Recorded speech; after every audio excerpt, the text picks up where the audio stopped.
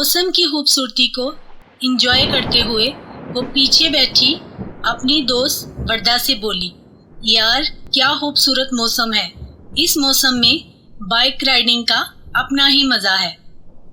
बस अब बारिश ना हो। बाइक पर बारिश की बूंदों को झेलना मुश्किल काम है, वर्दा बोली। कह तो तुम ठीक रही हो। वापसी पे शायद बारिश में भीगते हुए जाएंगे। और बाइक को हॉस्पिटल के पास रोक दिया। जाओ तुम गिफ्ट्स दे आओ, मैं यहीं तुम्हारा वेट करती हूँ। मौसम भी बहुत अच्छा है। नवाल बाइक पे बैठे बैठे बोली, यार मौसम भी ठीक नहीं, तुम अकेली यहाँ क्या करोगी। नहीं मैं नहीं जा रही, तुम जानती हो मुझे मेडिसिन की स्मेल अच्छी नहीं लगती। तुम जाओ और जल्दी आना। वर्दा के जाने के बाद वो वहीं बाइक के साथ टेक लगा के खड़ी हो गई। वर्दा और नवाल दोनों मेडिकल की स्टूडेंट थी और घर से दूर मानसहरा के एक हॉस्टल में रूममेट थी। वर्दा इस दफ़ा होम टाउन गई तो अपनी किसी कज़न के लिए सामान ले आई। अभी वो दोनों वही देने आई थी। एक लड़का उसके करीब आके पूछने लगा, मैम मैं काफ़ी देर से नोट कर रहा हूँ कि आप अकेली यहाँ खड़ी हैं, क्या कोई परेशानी है। नवाल ने एक नज़र उसकी तरफ देखा। ब्लैक पैंट और ब्राउन शर्ट में वो 26-27 साल की उम्र का था। वो उसके सवाल को नज़रअंदाज किए खामोशी से खड़ी रही। प्लीज़ अगर कोई परेशानी है तो आप मुझे बता सकती हैं। एक्सक्यूज़ मी, मैं अजनबियों से बात नहीं करती। अकेली लड़की देखी और नंबर बनाने आ गई। वो खुद से बुड़बुड़ाई, पर उसकी तमाम बात वो सुन चुका था, इसीलिए वहां से चला गया। ये वर्दा कहाँ रह गई। उसने घड़ी पे टाइम देखा। उसी वक्त वर्दा उसे आती दिखाई दे। चलो जल्दी करो, बारिश शुरू होने वाली है। नवाल अजीब चिपकू है मेरी कज़न भी। मैंने उसे बताया भी कि मेरी दोस्त बाहर खड़ी है, फिर भी उसकी बातें खत्म ही नहीं हो रही थी। अभी वो ड्यूटी पर थी तो इतना टाइम लगा दिया। मैं अगर घर चली जाती तो फिर तो पूरा दिन ही लग जाना था। तुमने घर किस टाइम जाना था? पूरा दिन तो वो हॉस्पिटल में ड्यूटी पे होती है। ये भी ठीक है, दोनों हंसने लगी। घर पहुंचने तक बारिश शुरू हो चुकी थी। यार अब एक कप चाय पिला दो, नवाल वर्दा से कहती खुद खिड़की में खड़ी होके बारिश एंजॉय करने लगी। वर्दा और नवाल दोनों अलग अलग सिटी से थी। दोनों की दोस्ती मानसहरा के मेडिकल कॉलेज में हुई थी। नवाल अपने वालिदैन की इकलौती औलाद थी। नवाल के पापा की ख्वाहिश थी कि वो डॉक्टर बने। वो अपने पापा की ख्वाहिश पूरी करने के लिए दिल लगा के मेहनत कर रही थी। वो अपने पापा का फख्र गरूर बनना चाहती थी। इस दफ़ा ग्रोसरी खरीदने की टर्न उसकी थी। टाइम सेव करने के लिए उसने शॉर्टकट लिया था, पर यहाँ आके उसकी बाइक बंद हो गई थी और आसपास कोई वर्कशॉप भी ना थी। आप यहाँ और फिर से अकेली? ये कहाँ से आ गया? उसी दिन वाले लड़के को अपने सामने देखकर सोचने लगी। आप किसी का इंतजार कर रही हैं? मैंने पहले भी आपको बोला था कि मैं अजनबियों से बात नहीं करती।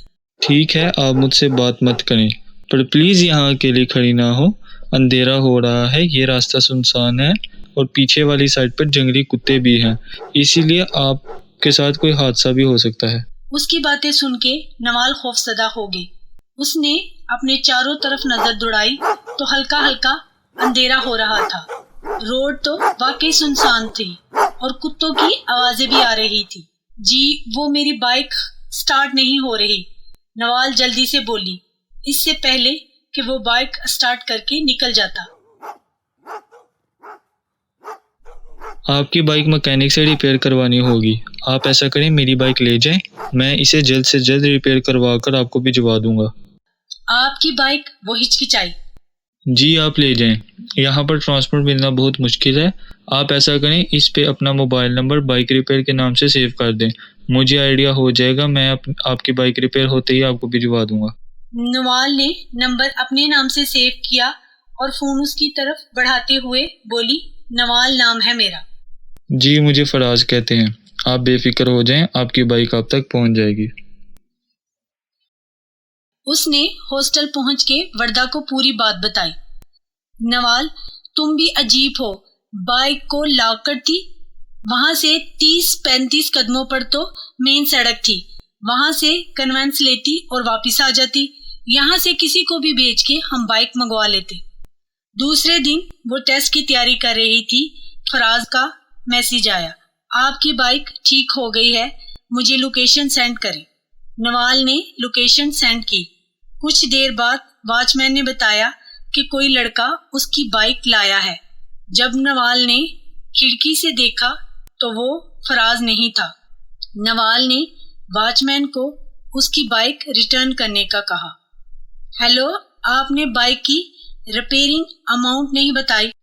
اس کی ضرورت نہیں۔ کیوں؟ آپ بتائیے، میں آپ کی بائک کے ساتھ اماؤنٹ بھی بھجواتی ہوں۔ میں نے کہا اس کی ضرورت نہیں، آپ اگر دیں گی تو وہ لے بھی نہیں سکتا، اسے تو معلوم ہی نہیں کہ یہ بائک ریپیئر ہوئی ہے۔ آئی ڈونٹ لائک اٹ، آپ اماؤنٹ بتائیے۔ اوکے لے لیں گے، ادھار رہا، take care, bye. Okay bye. دوسرے دن فراز نے اسے گڈ مارننگ کا میسیج بھیجا تو نوال نے بھی رپلائی کر دیا۔ اس طرح دونوں اب اکثر ایک دوسرے کو میسیجز کرنے لگے۔ ٹیسٹ ختم ہوئے تو نوال اور وردہ نے سکون کا سانس لیا۔ اس ویکینڈ پہ دونوں نے گھر جانے کا پلان کینسل کر دیا۔ ہاسٹل میں رہ کے ہی ریسٹ کا پروگرام تھا۔ موبائل پہ کال آئی، فراز کا نمبر تھا۔ ہیلو، ہائے، کیا ہو رہا ہے؟ کچھ خاص نہیں۔ اچھا کل آپ فری ہو؟ جی کیا بات ہے؟ میں نے سوچا کہ ادھار لے لینا چاہیے۔ جی بالکل، آپ بتائیے کتنی اماؤنٹ ہے؟ 1 کپ کافی۔ 1 cup coffee? کیا مطلب؟ جناب اگر کل آپ فری ہیں تو 1 کپ کافی پلا دیں۔ اوکے، نوال ہنسنے لگی۔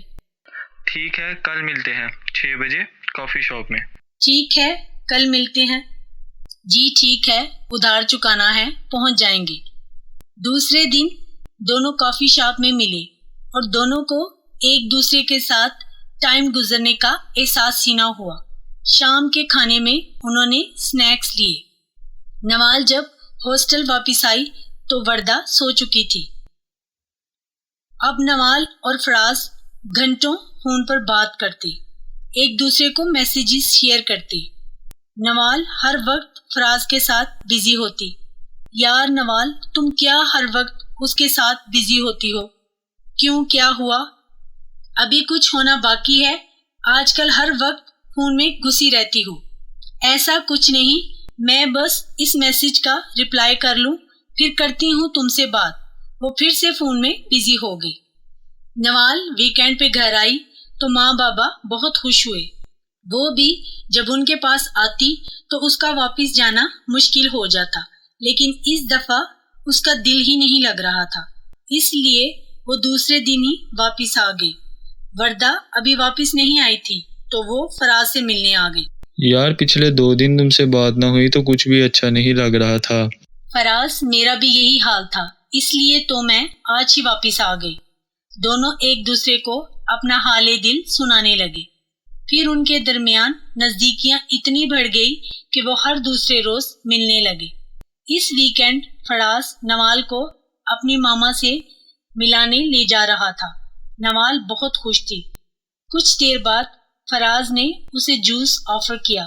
نوال اتنی ایکسائٹیڈ تھی کہ اس کا کچھ بھی کھانے پینے کا موڈ نہ تھا، پر فراز کے کہنے پر اس نے جوس لے لیا۔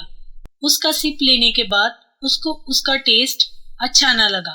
اس نے بمشکل تھوڑا سا پیا اور باقی فراز کی نظر بچا کے باہر پھینک دیا۔ جوس پینے کے کچھ دیر بعد ہی اس کی طبیعت خراب ہونے لگی۔ فراز کے مطابق اس کی طبیعت ٹریول کرنے کی وجہ سے خراب ہو رہی تھی۔ اس نے اسے پچھلی سیٹ پر ریسٹ کرنے کا کہا۔ پچھلی سیٹ پر آتے ہی اس کا سر بھاری ہونے لگا اور وہ ارد گرد سے بے خبر ہونے لگی۔ تھوڑی دور جا کے فراز نے ایک اور لڑکے کو گاڑی میں بٹھایا۔ واہ یار، کیا زبردست پیس ہے. وہ نوال کی طرف دیکھ کے بولا. بڑی محنت کی اس پر، 6-7 ماہ لگائے ہیں، پھر مچھلی جال میں پھنسی ہے. اور ساتھ ہی شیطانی کہکہا لگایا. کتنے میں ڈیل ہوئی؟ 25 لاکھ سے کم پر تو کسی قیمت پر فروخت نہیں کروں گا. اتنا زبردست پیس روز روز تھوڑی ملتا ہے. نوال نیم انودگی میں سب کچھ سن رہی تھی اور سمجھ بھی رہی تھی، لیکن اس کا جسم ساتھ نہیں دے رہا تھا. وہ چنگل میں پھنس چکی تھی.